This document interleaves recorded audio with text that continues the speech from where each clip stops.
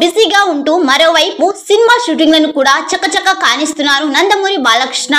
ప్రస్తుతం ఆయన కెఎస్ రవీంద్ర బాబీ దర్శకత్వంలో సినిమా చేస్తున్న విషయం తెలిసిందే. ఈ నెల 2వ వారం నుండి ఈ సినిమా షూటింగ్ లో బాలయ్య జాయిన్ కానున్నారు.